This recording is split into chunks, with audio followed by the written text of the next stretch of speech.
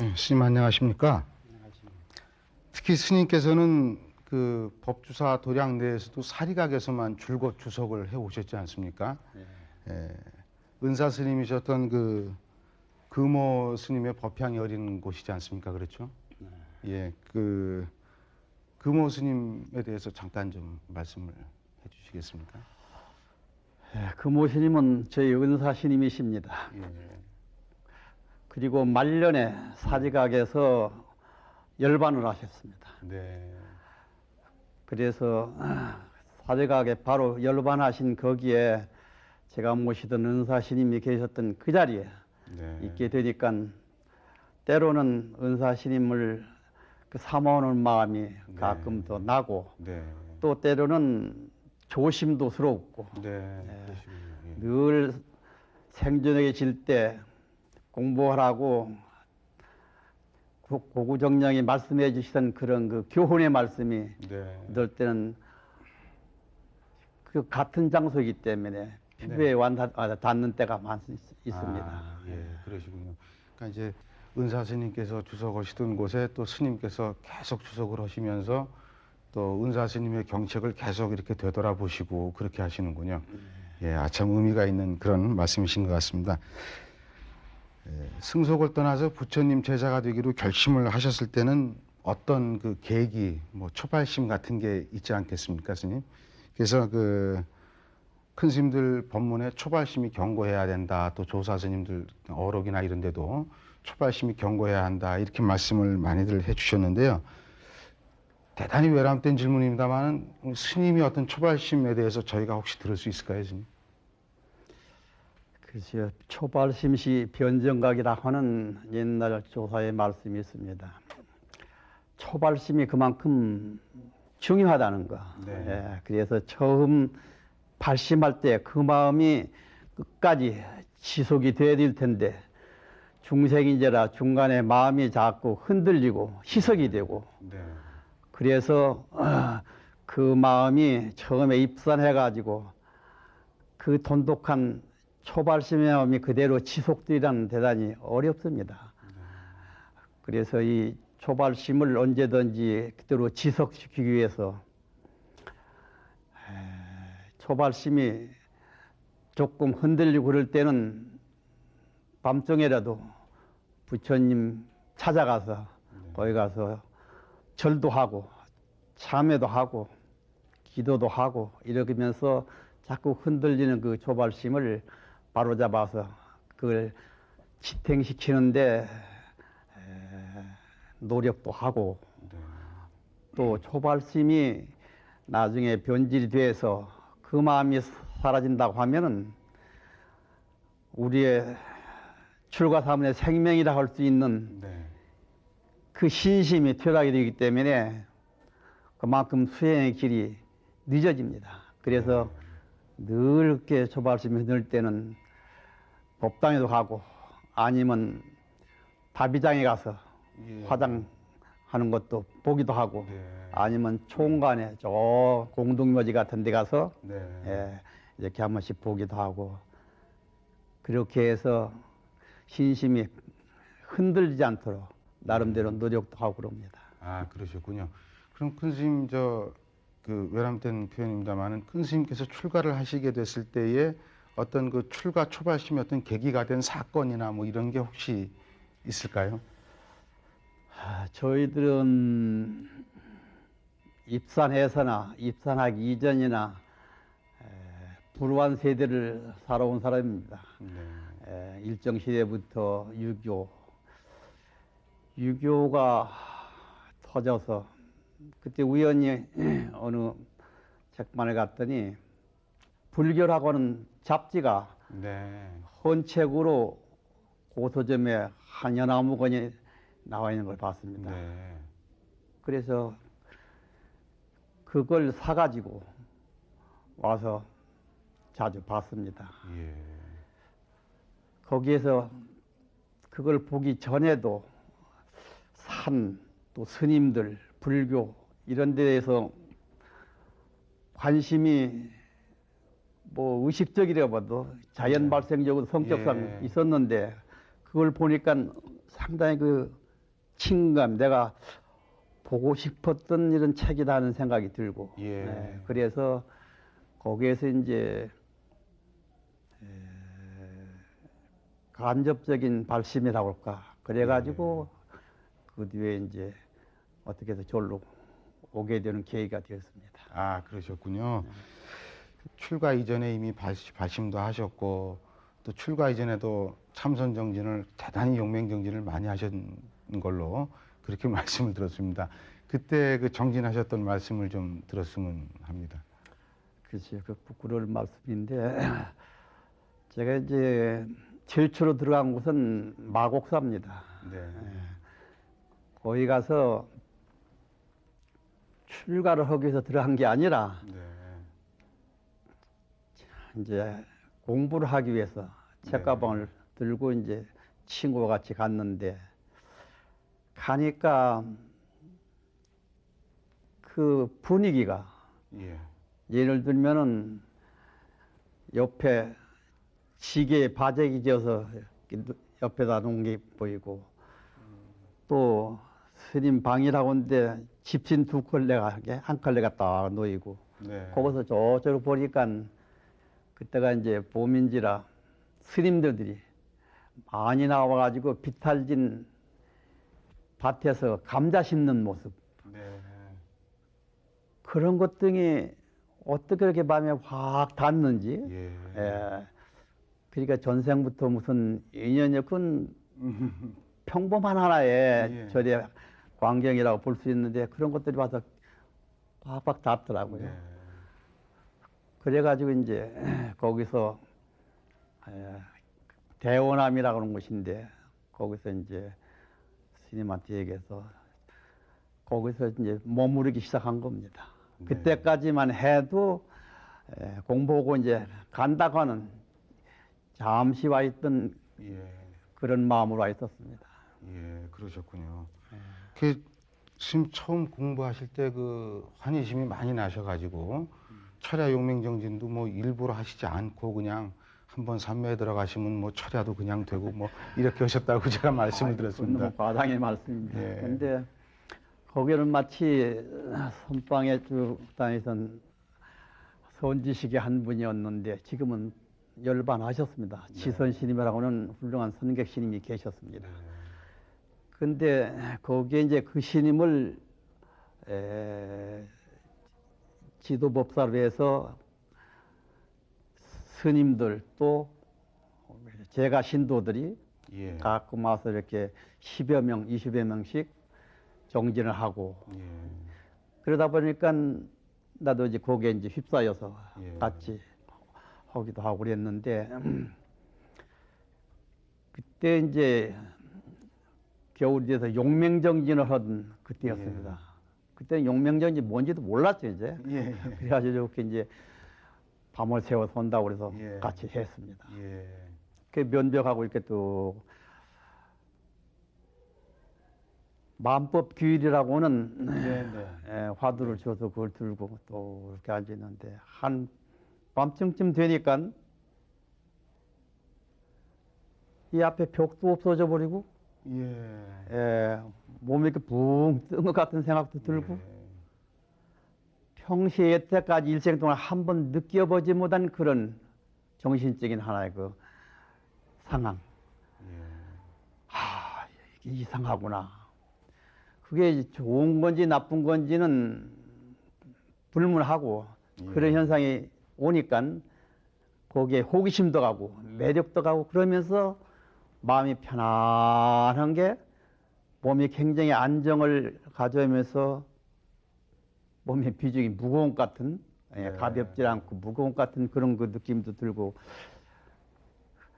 그런 게 이제 첫 경험인데, 그게 지금 생각하니까 참선하는 과정에서 나타나는 하나의 긍정적인 현상. 그래서 이게 참 좋구나. 하여튼 좋구나 하는 생각이 들더라고요. 그래서 계속해서 이제 그렇게 이제 그 스님 시키는 대로 정진을 이렇게 하고 그래서 그게 이제 가끔 그런 경향이 나타나고 그러니까 더욱 그게 좋아서 나도 그냥 무의식 중에 그렇게 앉아서 이렇게 하게 되고 그러더라고요. 네. 예, 그래서 이제 그때 이제 그런 맛본 몇 번의 그 경계를 아까 같이 이렇게 굉장히 그 삼매경이 됐더라고 말씀하시는 그건 이제 과차입니다. 예. 금호 선사를 이제 은사님으로 모시고 수행 정진을 하셨는데요. 그 은사 스님하고 인연을 맺게 될 때까지의 또 이렇게 이야기가 좀 듣고 싶습니다. 그때 마곡사는 대처승들이 추석하고 있었습니다. 네. 그리고 내가 있는 대원함은 그게 소속 암자였고 네. 그때 이제 정화가 한참 이제 복잡화 되니까 거기에서 이제 부득이 우리는 비구성 소속이라고 그래가지고 거기에 앉아 있는 모든 시민들이 다 떠나게 됐어요. 예. 그래서 이제 간 곳이 수덕사입니다. 아, 예, 수덕사요. 예. 그래서 이제 수덕사에 가가지고 거기서 우리 사형된 분이 그 근시님을 소개를 해가지고 네. 그래서 이제 그때 첫 친결하게 됐고 네. 근데 그때 그 첫 친결한 그 인상이 앉아 있는 모습이 아주 여여부동으로 바위와 같았고 네. 그 조난이 그림으로 본 달마신님과 거의 비슷하더라고요. 네. 그러면서 저 속에는 뭔가 큰 도가 들겠구나 하는 그런 생각도 들고 네. 그래서 그때 이제 주님께서 허락하시고 그래서 그때 이제 은사심으로 모시고 출가하는 그런 동기가 되었습니다. 그러면은 그때 당시에 수덕사는 뭐 대단히 그 선풍을 크게 떨쳤던 도량 아니겠습니까? 예, 그때 그 수덕사 선방의 선원의 그 수자 스님들의 어떤 그 정진의 열기라고 그럴까요? 그런 건 어느 정도였나요? 그 당시에는 이제 정화 와중이었기 때문에 예. 선방이 제대로 이렇게 구실을 못했습니다. 네. 왜 그러냐면 정화 일선에 모두 나가야 되기 때문에 네. 비상시나 똑같지 않습니까? 네. 그래서 모두 서울로 집결해서 모두 정화 운동을 하느라고 그 당시에는 선방에 이렇게 많은 시민들이 없었는데 수덕사는 전통적으로 그 선의 본산이고 예. 또 최고령 그 망곡로 스님이 네. 거기 주석하시면서 선을 해야 된다. 선이라고 하는 그런 사상으로서 거기를 선의 하나의 그 요람지로 아주 붙여서 거기 들어오는 사람은 행자든 스님이든 내지는 일꾼까지도 예. 중이 되거나 절에 들어오면 참선을 해야 된다. 예. 그 외에는 다 이건 헛도다. 그래서 그때 거기 있는 스님들 모두는 참선, 끝까지 참선이고 경 또는 무슨 연불 내지는 뭐 행정 이런 것은 일체 이것은 수행자가 갈 길이 아니라고 하는 것 철저하게 아주 거기는 그같이 참선과 하는 그 출가, 참선과 출가 삼은 이렇게 아주 딱 굳혀져 가지고 거기가 다른 신의 법문 듣지 않아도 들어가면 그 모든 사는 사람들이 그렇기 때문에 자연히 참선을 해야 된다고 하는 그 사상이 딱 들어오게 되어 있습니다. 그 이제 전체적인 그 도량의 어떤 정진의 분위기나 선풍 뭐 이런 것에 이제 스님들께서 이렇게 감화를 받고 동화가 되면서 같이 이제 정진을 해 나가는 그런 분위기였던 걸로 짐작이 됩니다. 아마도. 근데 그 당시에 이제 아까 스님 말씀하신 대로 6.25 동란이 끝난 후 아니겠습니까? 그러면 그때는 뭐 어디나 할 것 없이 우리나라가 모두가 경제가 어려울 그럴 상황이었는데 그때 그 어려운 상황에서 뭐 그 사찰 살림도 아마 넉넉진 않았을 거로 저희가 짐작이 됩니다. 그런 상황에서 참 이렇게 정진까지 마음 공부까지 지어가시면서 또 그런 어려운 부분들을 어떻게 또 극복을 하셨는지 그 말씀을 좀 듣고 싶습니다.